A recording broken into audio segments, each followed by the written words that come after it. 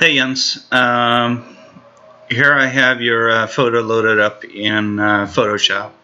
So I figured it'd be easier if I just kind of ran through the edits the way I'm looking at it right now. So trying to explain some things is going to be a little bit trickier. So I pulled it in from Lightroom just as it was. It's cropped, it's leveled, pretty much exactly kind of how you'd set it up in Lightroom. I just made those adjustments that I talked to you about. So it is sitting here right now in a file size of 4450 by 2503.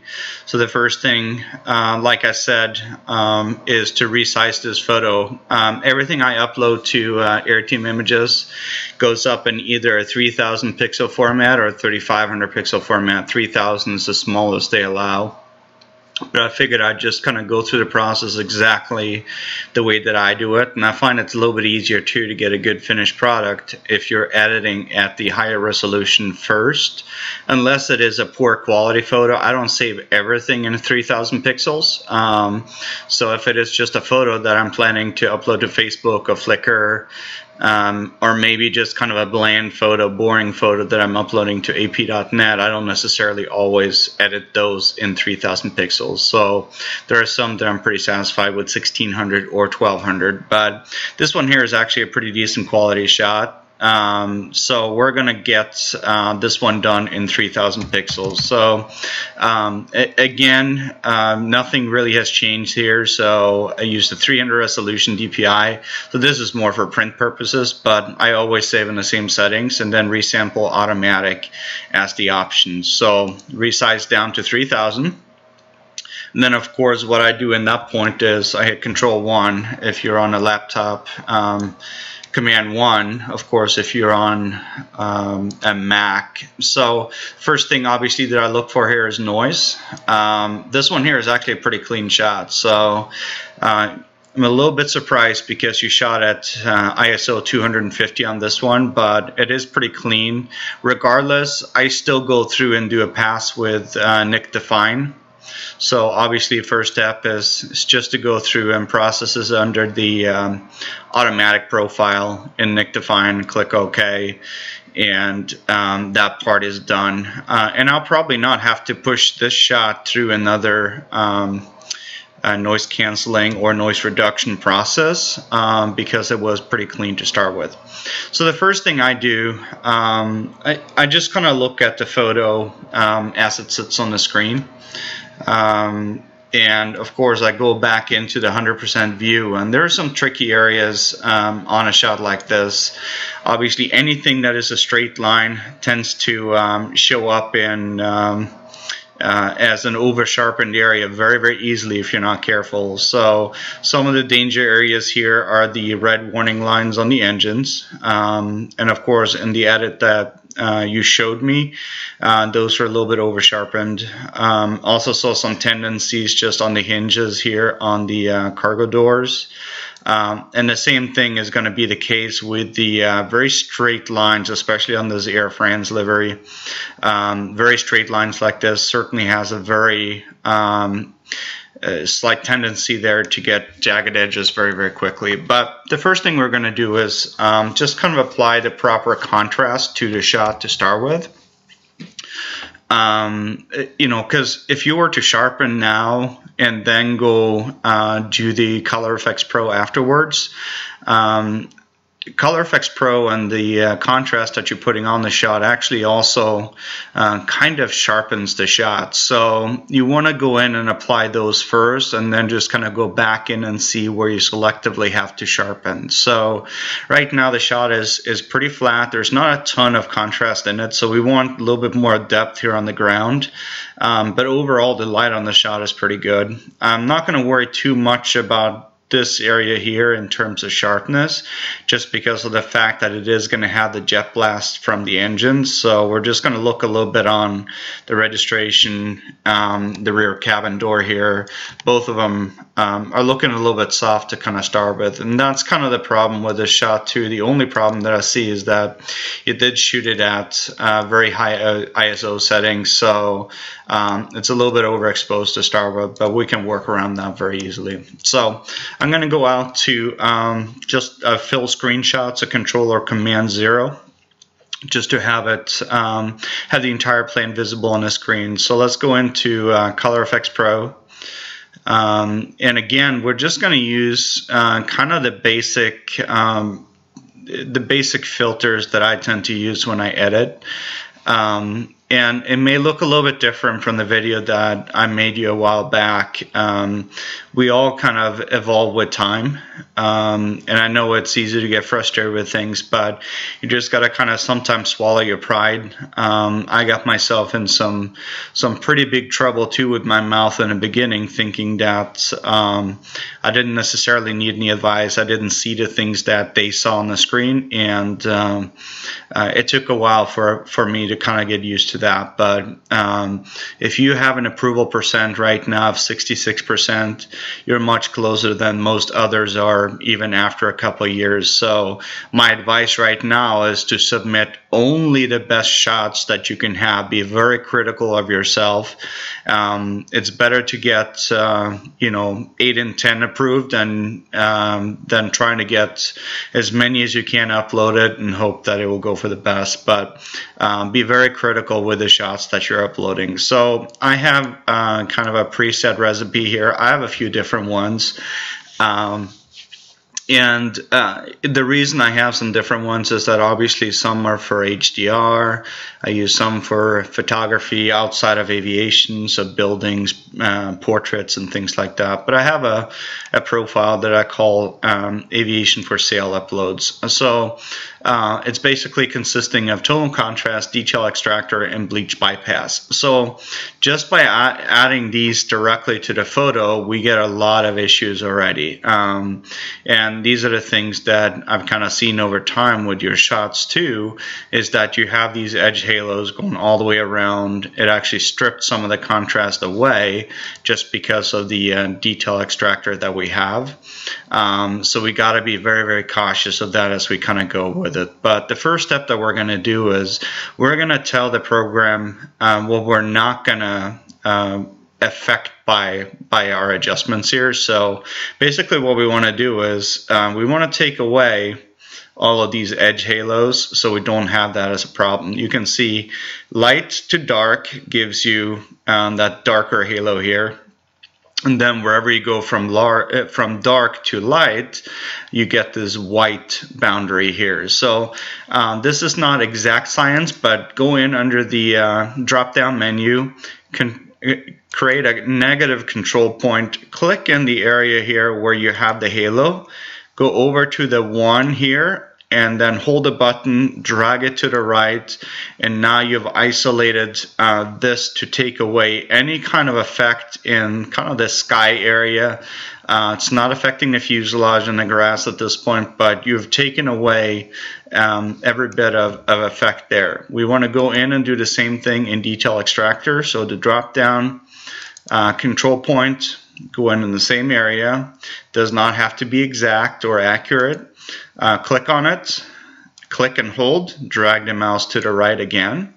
Now we've done the same thing with this control point. Now you can see that these halos have actually disappeared for the most part. Still have a little bit here, but that comes to the fact that we have not created that negative control point in bleach bypass. So we're going to do the same thing, go back in, put the control point on, click and hold, drag it to the right. So basically increasing the radius.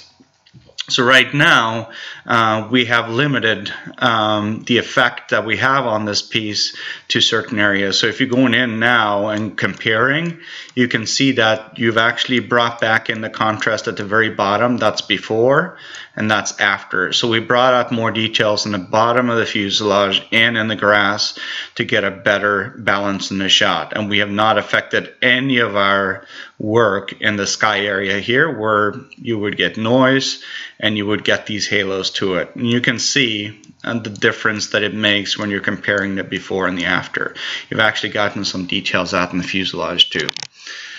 All right, so just kind of going back into the settings on this recipe, and it's a recipe that you can save. In some cases, you can do it without having to check these control points. So if you have an airplane on the ground with dark background, you may not need to create these control points, but anytime you have a sky behind the plane, you're going to have to use these options. So under tonal contrast, it's basically the default settings. So 25 highlights, 60 midtones, 25 shadows, 12 saturation, which is a little bump compared to the default, and then contrast type of fine. And then when you're looking at the opacity, it's set to 100 here. So the only thing I did here was pull down that negative control point. So let's go down to detail extractor. Again, detail extractor 20, contrast is set to 6. That one you can bump a little bit just to get a little bit more effect to the shot at the bottom. Especially on a shot like this that is a little bit kind of flat to start with. You know, the contrast in itself is, I'm gonna just kind of leave it where we started here.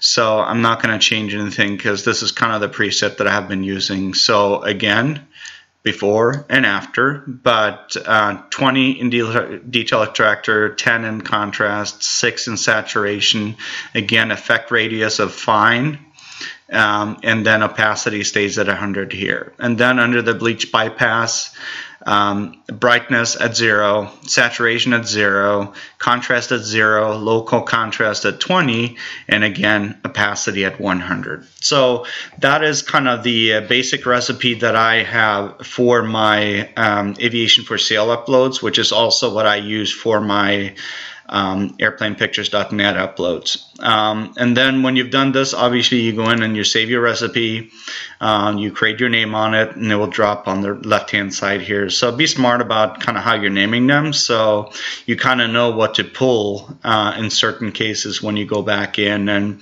I have like a regular, I have a softer version of this one, I have a very intense HDR piece. But every one of these, you're going to have to make some adjustments as you're editing, because none of them are going to be perfect just by a one-click piece. They're just basically a starting point for you to work with, and then you can kind of go from there as the process moves on.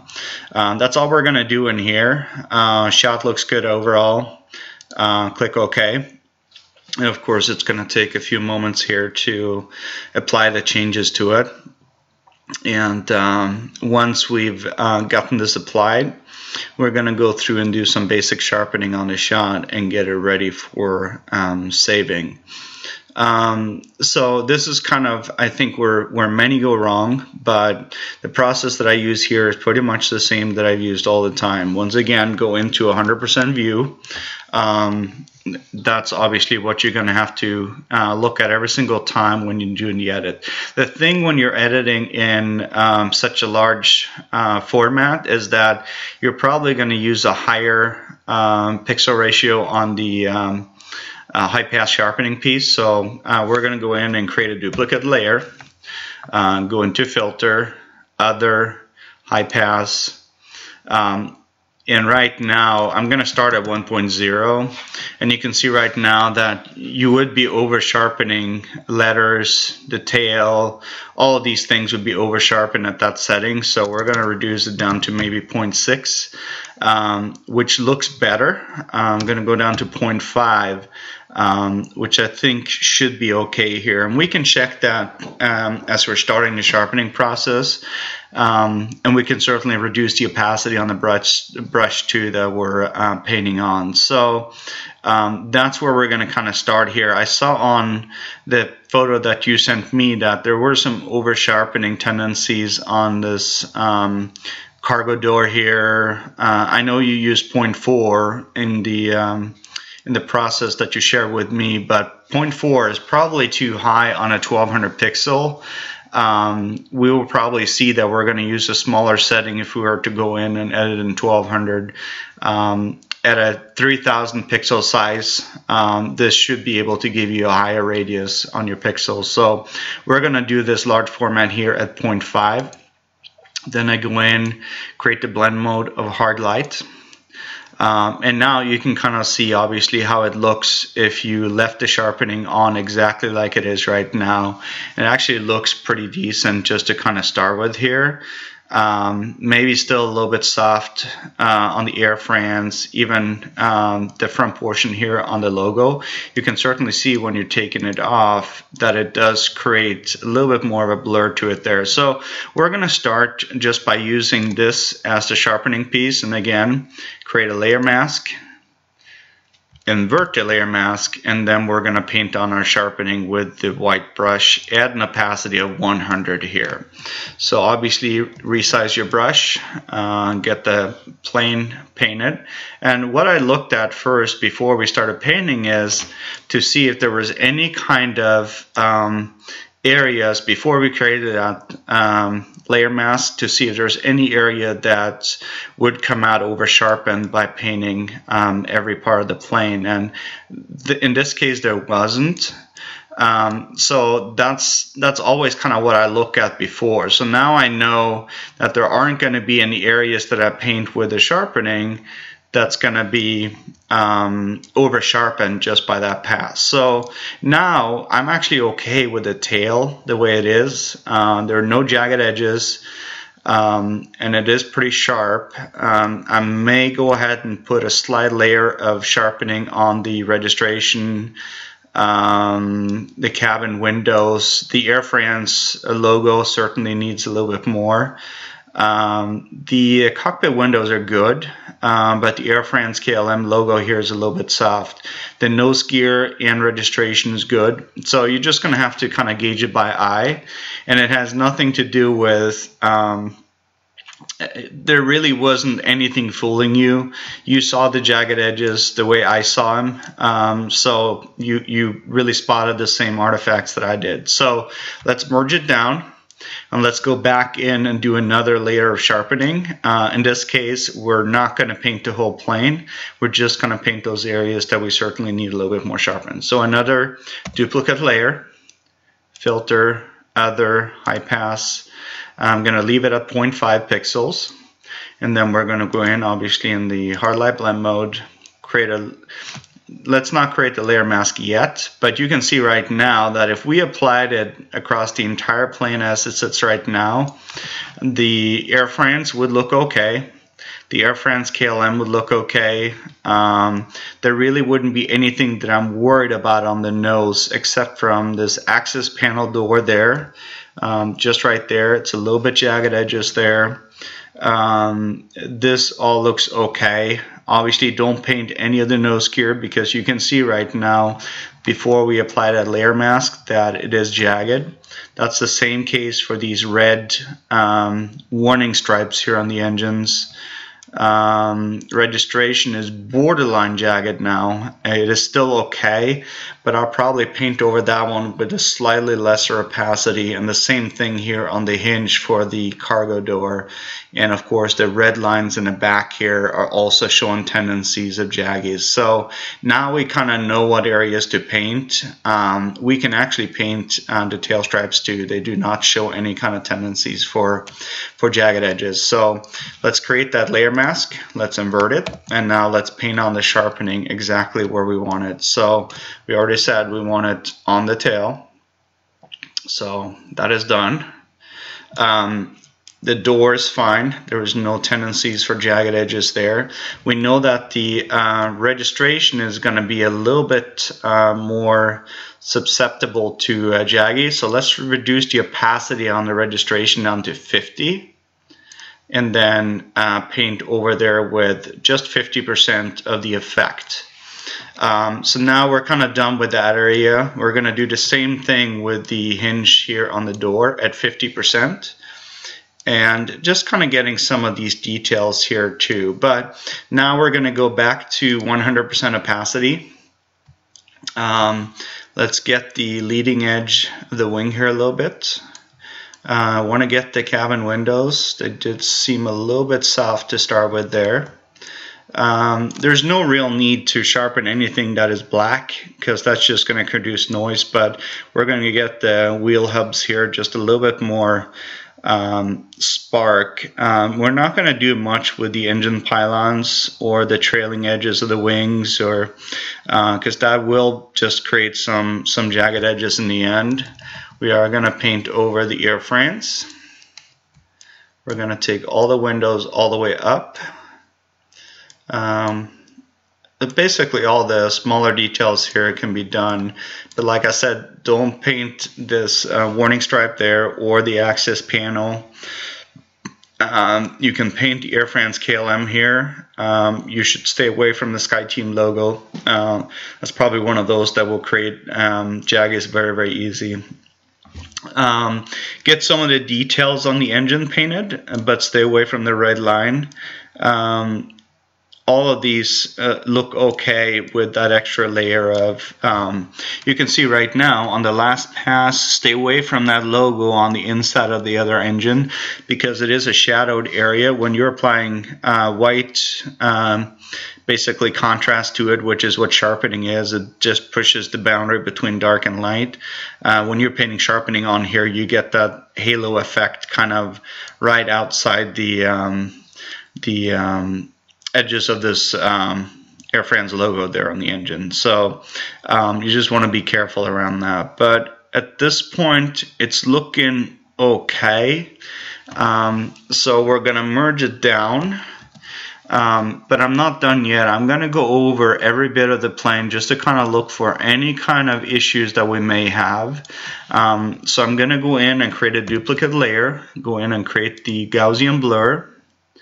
I'm still going to use that 0.7 pixels. We are going to invert it, or create a layer mask and invert it, and we're going to look for any kind of issues that we may have here.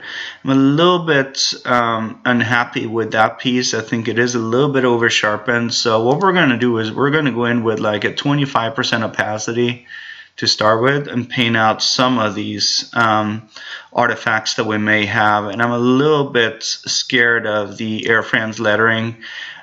They did get quite sharp when you're looking at it. Take away a little bit on the nose gear door. Just kind of looking through to make sure we didn't have any areas that could show up as issues. What we want to do is go in between these flaps and the wings and paint out some of the transition there. That's where a lot of jagged edges typically show. And then of course at the bottom of these pylons too is where you can kind of see some of that stuff. So we're going to just kind of paint that out at 25, but we're going to have to bump this opacity up to about 40 to get in between the wing and flap surfaces here and get that out in the way. So now kind of looking front to back, it does look okay. We'll take away a little bit on that area as well, but I'm going to go down to a little bit less than 20 on that one because it's not as crazy over sharpened. So I think we're looking pretty good here. It seems a little soft right in this area. So we're going to go in and add just a small layer of sharpening there. So you can see how I keep going back and forth on it. Let's merge down. Let's create a new layer. Again, now under high pass, I'm going to leave it at 0.5 pixels, hard light blend mode, and then create a layer mask, invert it, and then we're going to bump the opacity back up to 100 and paint in this little area here that I thought seemed kind of soft. That looks better. So we've kind of, you know, gotten all of the details here kind of popping. There may be a little bit of an appearance here of jagged edges. I should have seen that before I created that, or before I closed down the layer, but let's just merge down, go in and do a final Gaussian blur piece, 0.7, same as usual.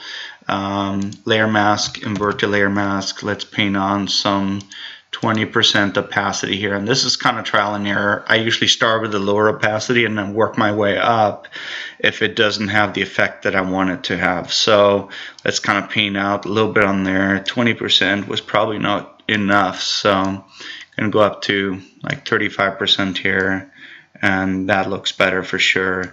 There's a little bit of jagged edges on the engine intake there, but that looks good overall.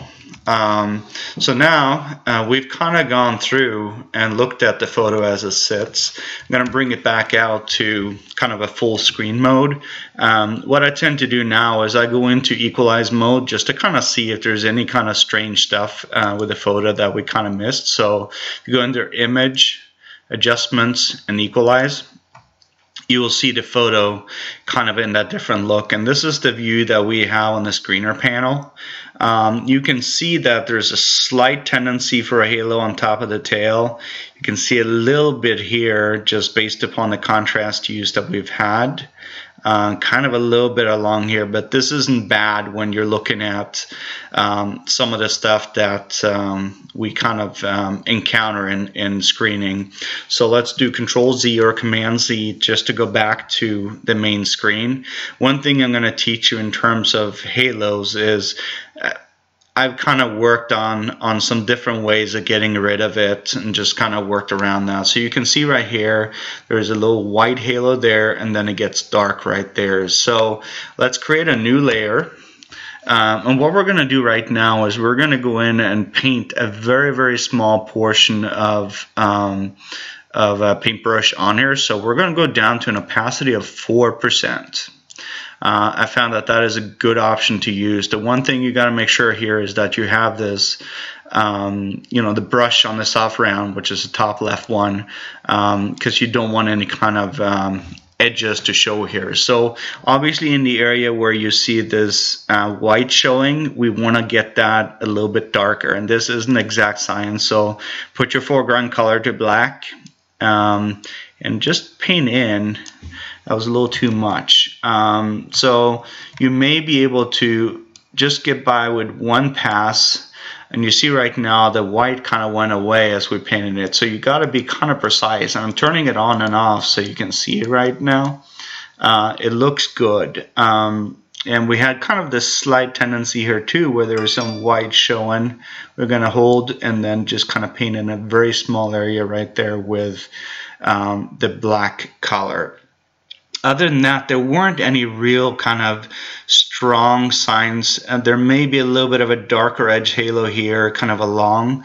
It is not very strong though, so let's go down to 2%. Now we're going to put the foreground color to white just because we want to get rid of a little bit of that black halo. So set half of your paintbrush to cover the fuselage and half to cover the sky, and then just, you know, kind of paint in a fairly straight line here at 2%. You know, kind of do the same thing throughout this area. So it's important to kind of make sure that the center part of your paintbrush kind of hits right in the line between the fuselage and the actual shot itself. So I put a little too much on there. You can see now it's kind of become a little bit almost opposite in that it's become a little bit more of a pronounced white line there. But what I just tend to do here is I just increase the brush size, and then I just go back over here with some of the white. So you're basically expanding the white section away from the body. But it's just kind of a quick way to get rid of some of the halos around. There's also just a little bit of halo kind of on the back of the tail here. So we're just going to go one drag over. And if you see that you kind of made a mistake, you can always undo that action by hitting Control Z or Command Z. Or if you want to delete multiple brush strokes, you're going to have to hold Control Alt Z to get that out of the way. So just kind of a quick way of showing what that can do. And if you turn this on and off and just kind of look at the area that you wanted to correct, you can certainly see that those areas now have been corrected. So that's kind of where we want to leave it off before we resize it down. So we know now that the 3000 pixel view looks good. So we want to File, save for web, and then you're going to verify obviously that the image size is what it should be. Again, I haven't really changed anything up here, so optimize maximum blur 100 or quality 100, no blur, convert to sRGB, monitor color, metadata, depends on what you want to include, but I don't have any problem showing what camera settings I use to take the picture. And then of course on the quality part, use bicubic smoother and then save it. And I have a very ritualistic process that I go in and save, which is obviously the registration on the plane, what airport, and then of course the date that I shot it. That's how they go into my database, so I can find them easily on my hard drive. But I'm just gonna save this one as 3000 pixel, and I'm gonna shoot it to my desktop. And now we're going to resize it down to 1200 pixels, which is what I recommend that you use for, basically every upload that you're sending up, unless you have something that is just an absolute stunning quality. You're going to be able to disguise some imperfections so much better with 1200 pixels than you do with 1600. One thing I didn't tell you on this one is that I cropped it 16:9 instead of the 3:2 original, just to get rid of some of the excess sky and the excess grass to pull more focus onto the plane itself. So we have it right now in 100% view in 1200 pixels, and I immediately see some areas that we need to kind of look at in terms of sharpening. Now you can see that the red stripe on the engine here has become a little bit jagged. You can see that there's a tendency of jagged edges here on the tail, and there's a little bit of a edge halo around the nose wheel registration. This may seem a little bit soft, but we're going to go over and kind of take a look at it. We'll pass it over once with sharpening and see what it does. But let's get rid of the jaggies first. Control J or Command J, filter, blur, Gaussian blur. We're going to use 0.7 again. Obviously right now you see everything kind of blurred out. So the layer mask, invert it, and in this case, blur painted on a 1200 pixel is going to have a lot more effect than what was painted on a 3000 pixel. So whereas we went up to 40 or 50% in some areas in 3000 pixel view, 25% or 20% is going to have a much bigger effect on this shot. So let's start making sure that we have foreground color of white, and let's start at 20% and see what it does. And it did a pretty good job painting out that issue that we had in terms of the jagged edge. And I'm going to do the same thing on this other stripe, just to make sure we have no issues there.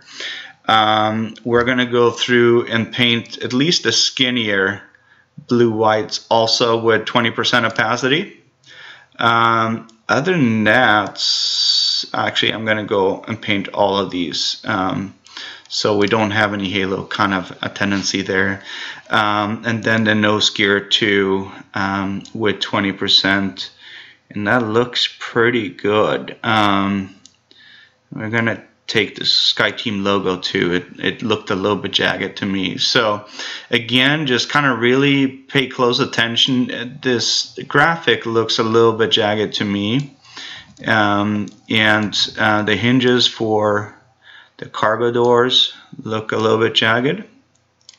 The wings, a little bit on the pylons again here.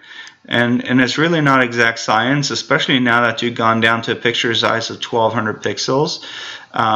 Painting on blur is not going to really change the picture away from quality as much as it would otherwise. So, but in between here, we want to get rid of a little bit more of that. So let's increase the opacity there to, I'm going to go 40% here, so we're just sure that we're painting those areas out from being noticeable. So I think that those are all the over sharpen. Actually, we have an issue here with these lines. Other than that, it looks pretty good. Again, just kind of seeing where you may run into issues. It's going to be different for every picture. So let's merge it down. I want to go in with a very, very light layer of sharpening on the airframes. So create a new layer, filter, other high pass. You see right now, if I was to sharpen at 0.5, we would get massive over sharpening. So let's go down to 0.2. Click OK, hard lights. And now you can kind of see how it's going to look with 100% sharpening, and that actually looks pretty good. So we're just going to create the layer mask, invert it obviously, and then we're going to go with a brush. We're going to paint on 100% opacity on the airframes. Stay away from the red part because that is the area that otherwise would get over sharpened. So windows look a little bit soft, so it's not going to hurt to paint on a little bit of that. Stay away from the cabin doors because the frames have a tendency to show some over sharpening in the end. So there you go. That is pretty much a dialed in shot. I would not have any issues except in the shot over there. You just want to make sure that there aren't any areas that the screener is going to draw his eyes to immediately. I can still see there's a small tendency to some jagged edges here, so we're just going to go through, you know, just create another Gaussian blur layer at 0.7. We're going to go in, invert it, and I'm just going to make sure it's gone by painting on 50% opacity, but just kind of reduce your brush size so you're only affecting that line there and nothing else. So at this point, that over sharpening area is gone, and you shouldn't have any issues at this point. So we're going to merge it, and we're just going to go in, save for web. Again, everything else stays the same. And you're going to save it in a 1200 pixel, and I'm just going to do it this way for practical purposes, and then I'm going to shoot these two images back to you via email. So hopefully that helped out a little bit more. The shot looks good. Again, it's all about what falls natural to your eyes. You know, if you went in and looked at the histogram on the shot itself, you did not blow out any lighter areas or darker areas. You can see while there are some spikes here and there in terms of colors, that's going to happen. But you're going to see that it's got a natural build to the midtones, and then it works its way back down again. So there are just some spikes in here. There certainly could probably have taken a little bit more contrast in the shot in itself. You can go in and adjust just the midtones for that. But in the essence of doing that, you're also going to have to make sure that you're not running into a fact that you have to bump up the exposure at the second part, but that probably looks a little bit better. So kind of as you're sitting down going through the process of Color Efex Pro, when you bring it back into Photoshop again, just kind of look at how does the balance really kind of play with the picture.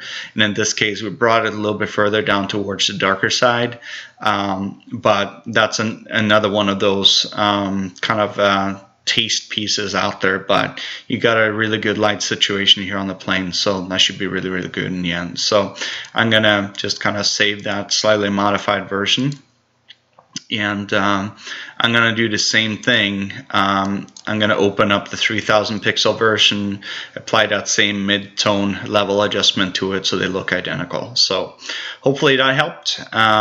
If you have any other questions, let me know. Again, don't give up on this. You know, it's easy to get frustrated, but you're not going to get anywhere if you don't accept some of those things here and there. And it's okay to speak your mind, but like I said, be smart about it. It's better to just kind of you know, work together with somebody behind the scenes and then just kind of look at it. So you got good stuff. Don't give up. Talk to you soon. Bye.